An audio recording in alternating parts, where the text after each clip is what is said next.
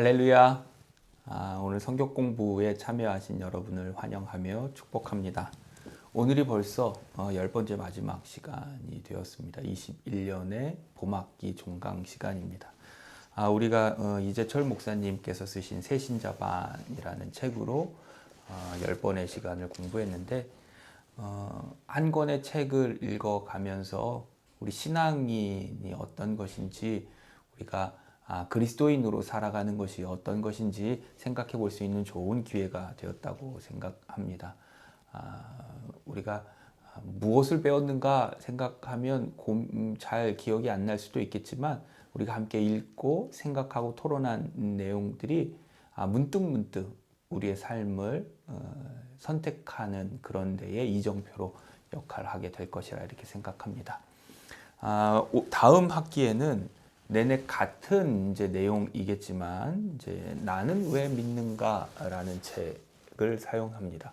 김영봉 목사님께서 쓰신 책인데 이재철 목사님은 우리 교회 감리교회의 전통하고 좀 다르지만 김영봉 목사님은 신학교에서 학생들을 가르치시기도 하셨고 또 많은 목회자들이 존경하는 오늘의 감리교회 목사님 중에 한 분이십니다. 현재 미국에서 목회하고 계시는. 그래서 우리 감리교인으로서 신앙생활하며 믿는다는 게 무엇인가 교리에 대해서 생각해 볼 수 있는 좋은 기회가 될 것입니다. 그래서 새신자반을 공부하신 분이 이제 나는 왜 믿는가 이 책을 공부하면 그리스도인으로 살아가는 데 있어서 어느 정도의 기초적인 교리 공부는 소양은 갖추어졌다 할 수 있습니다. 우리가 성경에는 나와 있지 않지만 교리의 문제, 신앙생활의 문제 이것을 이렇게 잘 갖추기가 쉽지 않은데 이 두 권의 책을 읽는다면 우리는 어느 정도 갖출 수 있을 것으로 기대할 수 있습니다. 그래서 새신자반을 마치신 분들도 다음 학기에 나는 왜 믿는가 저 책으로 다시 공부하실 수 있으면 좋겠고 물론 이 새신자반을 하지 않으신 분들도 저 책으로 공부하면 우리 교회가 속한 감리교회 전통 속에 있는 교리에 관한 신앙 고백에 관한 구원의 진리에 관한 이해를 우리가 함께 생각해 볼 수 있으니까 많이들 참여하실 수 있으면 좋겠습니다. 마지막 10번째 시간의 주제는 그리스도인의 가정생활입니다. 주제 성구는 시편 128편 3절과 4절인데 내 집 안방에 있는 내 아내는 결실한 포도나무 같으니 내 식탁에 둘러 앉은 자식들은 어린 감람나무 같으리로다. 여호와를 경외하는 자는 이같이 복을 얻으리로다. 아멘. 그러니까 이 주제 성구가 분명한 이번 과의 주제를 담아내고 있습니다. 행복한 가정의 비결이 무엇인가? 이따가 보면 그리스도인의 가정 생활에서 각 가정 구성원들에게 주는 교훈으로 책이 구성되어 있는데 요지는 아주 간단합니다. 우리가 조금 전에 시편의 말씀을 통해서 128편 4절에 있듯이 하나님을 경외하는 것 그게 행복한 복된 가정생활을 이루는 비결이라 이렇게 말씀하고 있습니다. 본과는 그리스도인의 가정생활이라는 제목을 두고 작은 교회로서의 가정이라는 소제목을 두고 있습니다. 그러니까 교회는 우리 삶에 있어서 신앙의 모판이 되는 그런 모임이라면 가정은 그런 것을 그대로 옮겨온 작은 교회가 되어야 한다 하는 거죠. 우리의 가정은 엄마, 아빠, 자녀들이 함께한 부모님과 함께하고 자녀들과 함께하는 우리 가정이 형제자매가 함께 있는 이 가정이 교회가 되어야 한다. 그래서 작은 교회로서의 가정 한 후에 부부 여기서는 또 남편과 아내 각각에게 주는 교훈, 부모에게 주는 교훈, 자식에게 주는 교훈, 또 형제 자매 사이에 관한 교훈, 이렇게 네 작은 챕터가 따르는 것으로 이번 과가 진행되고 있습니다. 그럼 이제 교재를 좀 살펴보도록 하겠습니다. 작은 교회로서의 가정이란 뭘 말하는가? 교회에 오면 사람들이 다 좋은 신앙인, 좋은 그리스도인 같기 때문에 교회에서야 뭐 다 그리스도인으로 행동한다는 거죠. 그렇기 때문에 진짜 그리스도인이가 어디서 판가름 나는가? 그것은 교회 밖, 특별히 가정생활에서 판가름 난다, 이런 얘기를 하고 있습니다. 참된 그리스도인은 교회 밖에서라야 판별된다. 그리스도 밖에서도 그리스도인으로 살아가는 사람이라면 그는 진정한 그리스도인이다. 가정은 우리의 그리스도인 됨을 우리 자신에게 스스로 확인시켜주는 실천마당이다, 이렇게 되어 있습니다. 그러니까 우리 교회는 언제나 어디서나 그리스도인, 또 무슨 일을 만나도 그리스도인으로 살아가기를 결단하고 소원하며 기도하는데, 이것이 특별히 가정에서 너무도 가깝고 너무도 친하고 내 허물은 다 이해해주고 감싸줄 수 있을 것이라고 생각하는 그 가족 구성원들 사이에서도 그리스도인다운 생활이 있어야 그가 진짜 그리스도인이라, 이런 전제를 가지고 시작합니다. 그래서 첫 번째로 부부에게 주는 교훈인데, 부부란 둘이 하나를 이루는 것, 둘이 하나가 되어 서로의 온전함을 이루는 것, 그게 부부라는 거예요. 하나가 하나인데 온전하지 못하고 다른 하나도 하나인데 온전하지 못한다. 근데 이 둘이 만나 하나가 되었을 때 그게 그래서 온전함을 이룰 수 있다. 그것이 성경적인 부부관이다. 교재는 이렇게 설명합니다. 하나님께서는 당신의 형상을 따라 남자와 여자를 지으셨다. 하나님께서 남자나 여자만의 형상이 아니라 남자와 여자의 형상을 동시에 지니고 계심을 의미한다. 그래서 남자 혼자서는 하나님을 온전히 알 수 없다. 여자 역시 마찬가지이다. 이것은 남자와 여자가 결합함으로써만 가능하다. 부부가 된 남자와 여자는 배우자를 통해 자신에게 없는 하나님의 형상을 발견해 감으로써 남자와 여자의 형상을 동시에 지니신 하나님을 온전히 만나게 되는 것이다. 남과 여는 다른데 이 다른 두 사람이 하나가 되는 일을 통해서 온전함을 이루게 되고, 그 온전함은 온전하신 하나님을 만나는 그런 방법이 된다는 거죠. 사랑하는 자들아, 우리가 서로 사랑하자. 사랑은 하나님께로 말미암았으니 사랑하지 아니하는 자는 하나님을 알지 못하고 사랑하는 사람만 하나님을 알 수 있으니 이는 하나님은 사랑이심이라 말씀하신 사도 요한의 교훈과도 일치하는 대목이라 할 수 있습니다.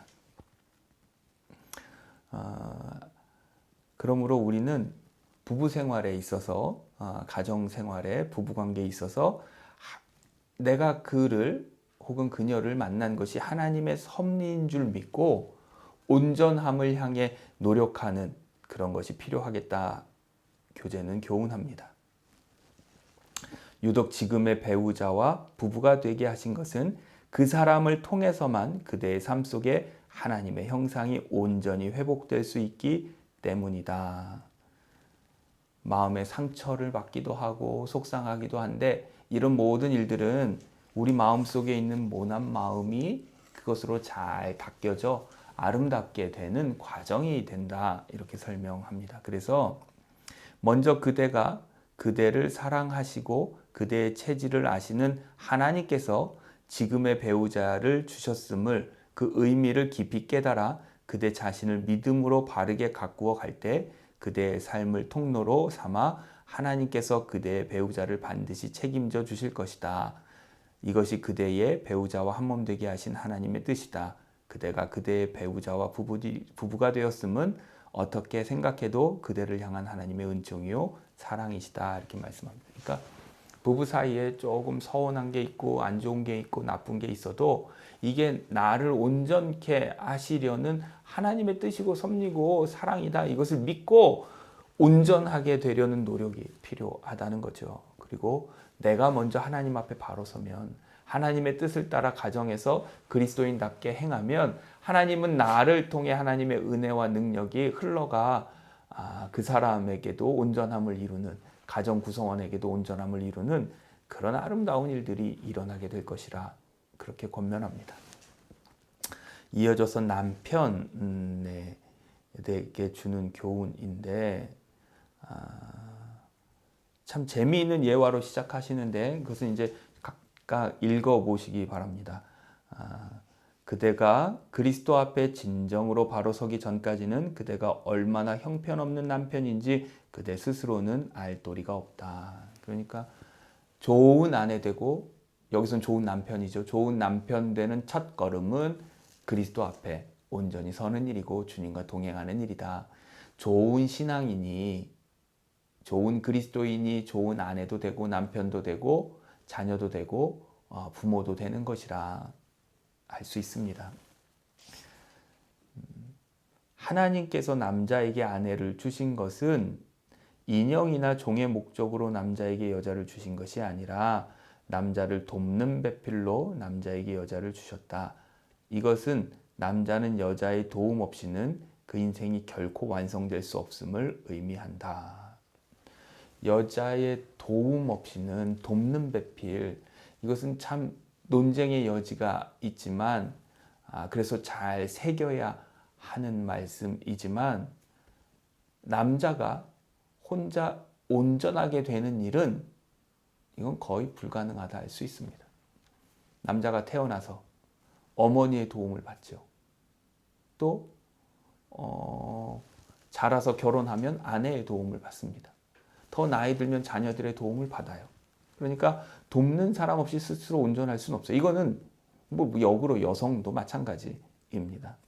그런데 특별히 우리 성경은 남편에게 돕는 배필로 아내를 주셨다 하는 것을 강조하는데, 우리는 이 부부의 관계에 있어서 생각할 때 특별히 오늘날의 정서에 비추어 부부는 평등하고, 남편에게 요구되는 것은 역시 아내에게 요구되고 아내에게 요구되는 것은 역시 남편에게 요구된다. 그러므로 이것은 공히 서로가 새겨야 할 교훈이다. 어느 한쪽에 이 성경을 핑계 삼아 일방적으로 요구한다면 그것은 이미 그 시작부터 성경의 교훈은 깨어진 것이라 이렇게 할 수 있습니다. 그러니까 남자는 여자의 도움 없이 그 인생이 완성될 수 없다. 그렇죠. 여성도 남성의 도움 없이는 그 인생이 결코 완성될 수 없으니 남과 여가 만나 한 가정을 이루고 둘이 서로 다름의 차이를 통해서 온전함을 이루어 온전함을 향해 나아가도록 하나님께서 설계하신 그것을 이루어가는 데 있다 하는 교훈을 우리가 새겨볼 수 있습니다. 그러면서 카이사르의 예와 또 빌라도 총독의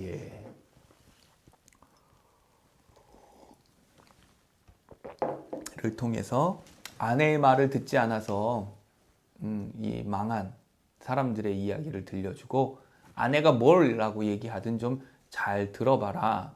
그러면서 이재춘 목사님이 이런 말씀하십니다. 아내는 타고난 본능으로 그대만을 향한 마음으로 마름이 없는 사랑으로 그리고 무엇보다도 믿는 아내는 하나님께서 주신 지혜로 그대를 돕는다. 어떻게 생각하세요? 우리 성경 공부에 참여하는 많은 아내분들은 이 구절을 어떻게 생각하십니까? 제가 제 아내에게 이 구절을 읽어보라고 그랬습니다. 그랬더니 딱히 말을 하지 못하는데, 근데 분명한 것은 이 단락은 남편에게 주는 교훈이잖아요. 아내들에게 이렇게 하라는 게 아니라 남편에게 주는 교훈입니다. 남편들이 자신에게 하나님께서 주신 아내가 타고난 본능으로 나만을 향한 마음으로 마름이 없는 사랑으로 그리고 무엇보다도 믿는 아내는 하나님께서 주신 지혜로 나를 돕고 있다, 이렇게 믿으면 그렇게 될 줄 믿습니다. 그러니까 남편이 아내를 어떻게 대하는가, 아내를 존귀하게 되면, 존귀하게 대하면 아내가 존귀한 사람이 될 것이고, 하찮게 대하면 하찮은 사람이 되는데, 그것은 역시 내가 하찮게 대함으로 내가 하찮아지고 존귀하게 대함으로 존귀해지는 그런 이게 비결을 담고 있습니다. 그래서 교제는 무엇에 관해서든지 아내와 대화를 나눌 것을 남편들에게 권합니다. 이해할 수 없을 거라고, 알지 못할 거라고 무시하지 말고 대화를 나누는 중에 하나님의 지혜와 도움을 받게 될 것은 하나님께서 아내는 돕는 배필로 주신 하나님의 선물이기 때문이라 교제는 그렇게 말합니다.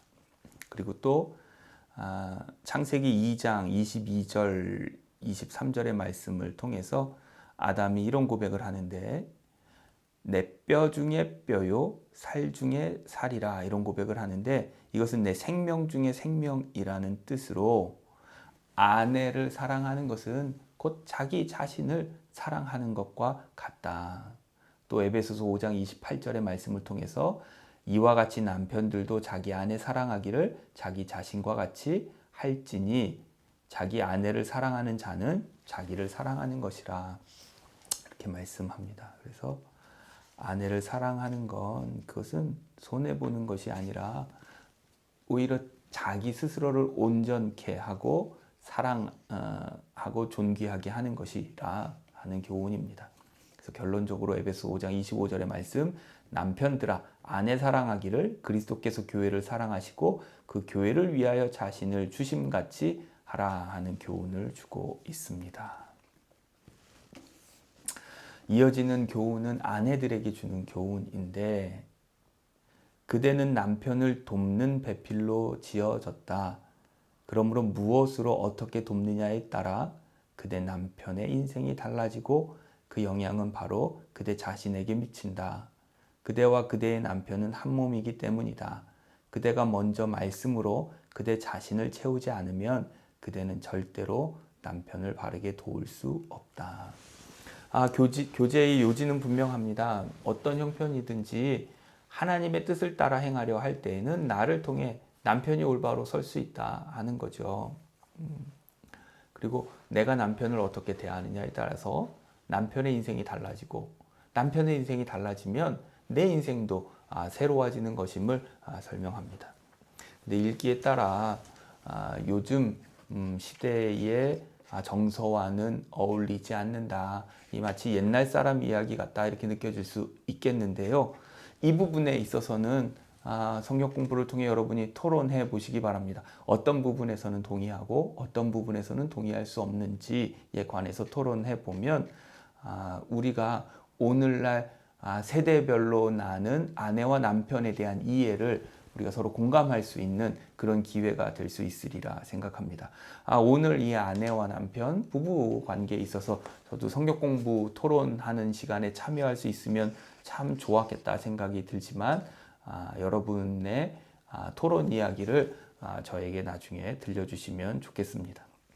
그러면서 교제는 남편을 잘 돕지 못한 아내들의 예를, 하와의 이야기를 들려주고, 또 아브라함의 아내였던 사레의 예를 들려주고, 또 아합 왕의 아내였던 이세벨, 나봇의 포도원으로 유명한 이세벨의 이야기를 들려주면서 정말로 남편을 사랑하고 남편을 돕는 배필이 되길 원하면 하나님을 경외하는 사람이 되어야 한다, 이런 교훈을 주고 있습니다.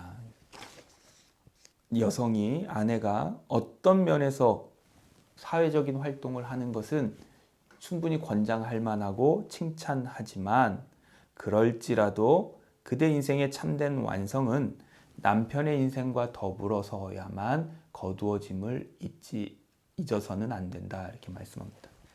그러니까 아내라는 위치가 온전하고 성공적이기 위해서는 남편의 인생을 바르게 셈는 일을 도와야 한다. 그것을 잊어서는 안 된다. 그러니까 인생에 성공해도 반드시 그 성공적인, 사회적으로 성공적인 어떤 성과들이 성공적인 아내를 만드는 건 아니라, 이런 뜻이죠. 근데 이건 역으로도 마찬가지입니다. 사회에서 성공적인 어떤 한 남자가 그 성공 때문에 성공적인 남편이 되는 건 아니에요. 성공적인 남편 혹은 성공적인 아내는 어디서 판가름이 나는가? 그들의 아내와 남편이 행복한가의 여부에 따라 그가 성공적인 남편인가 아내인가가 달라집니다. 이 마치 2인 삼각 경기처럼 두 사람이 한 사람은 오른쪽 다리를 한 사람은 왼쪽 다리를 한 다리처럼 묶어서 그래서 세 개의 다리로 이렇게 달리기 하는 2인 삼각 경기 있지 않습니까? 그것처럼 둘이 한꺼번에 보폭을 맞춰 같이 나갈 때에야 그래야 성공적인 가정 생활을 이루어갈 수 있다, 이런 교훈입니다.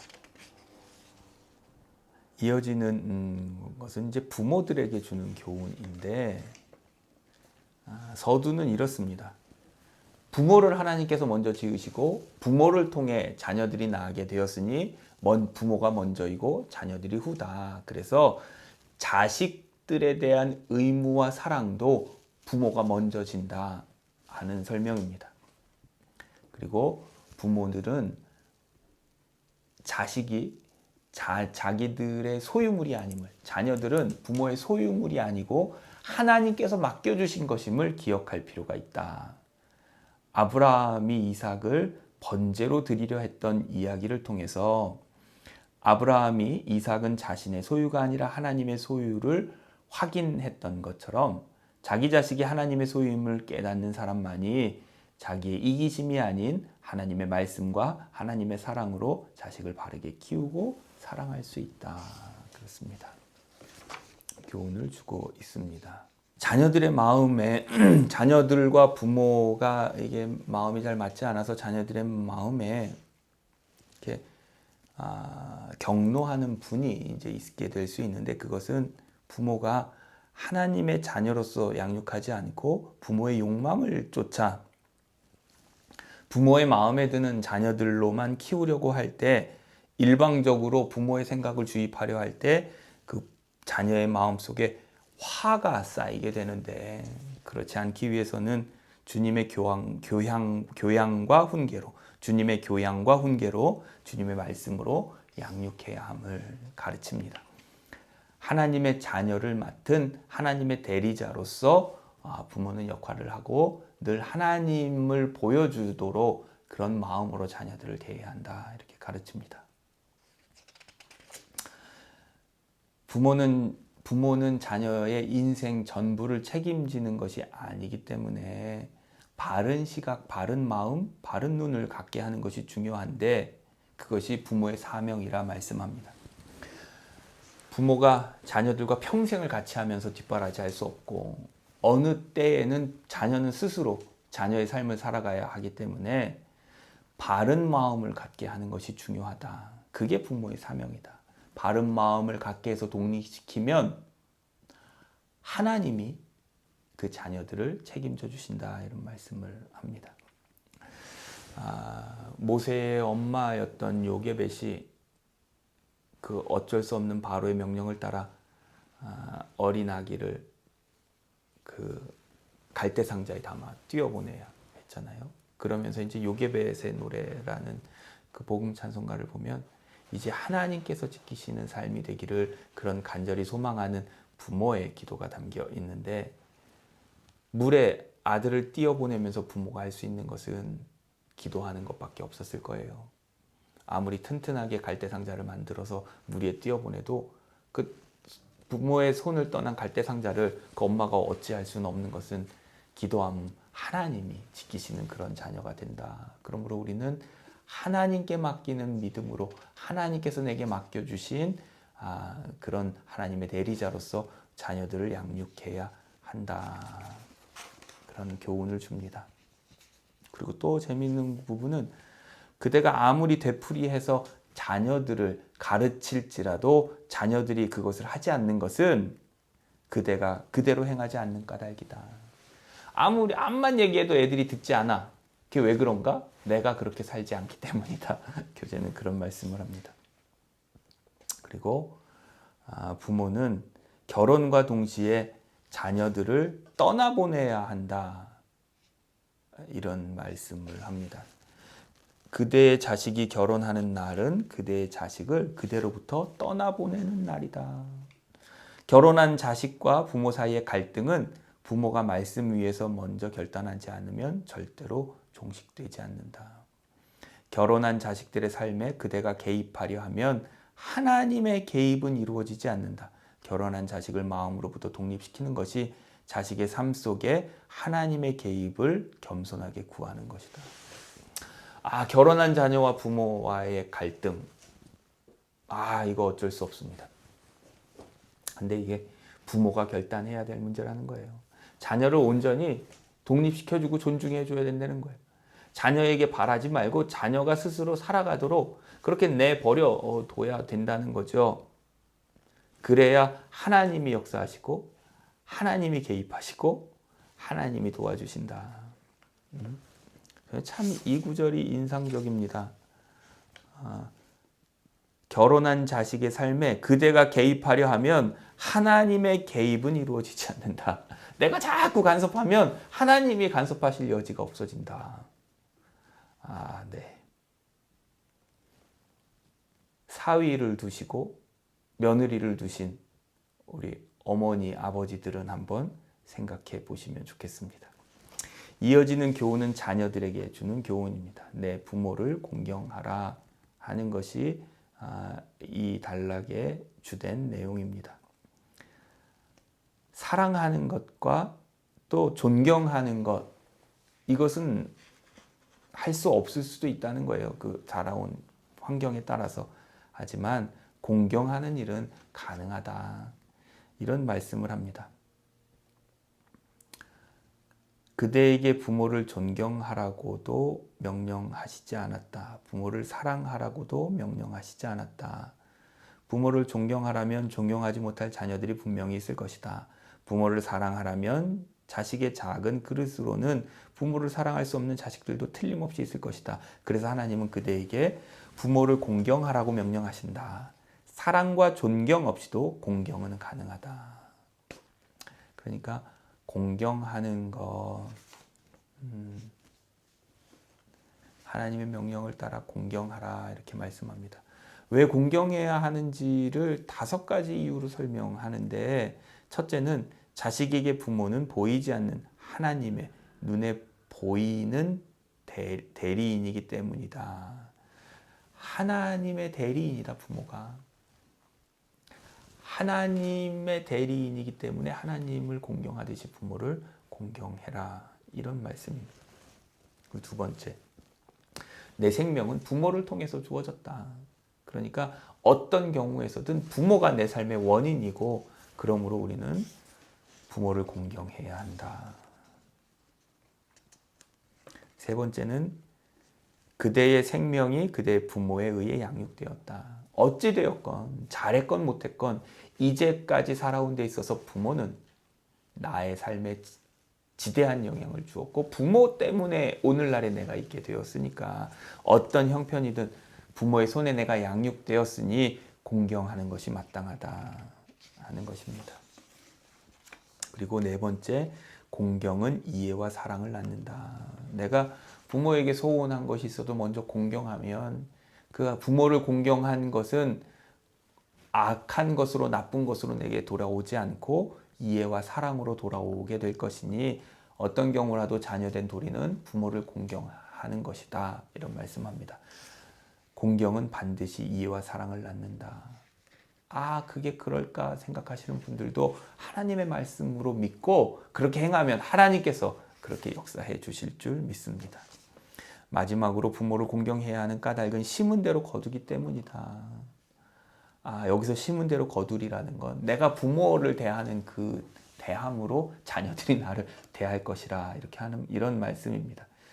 그대의 자녀가 먼 훗날 부모인 그대를 어떻게 대할지를 알고 싶다면 그대 부모를 대하는 지금의 그대 모습을 살펴보면 된다. 내가 부모를 대하는 그 태도를 가지고 자녀들이 나를 장차 대하게 될 것이라.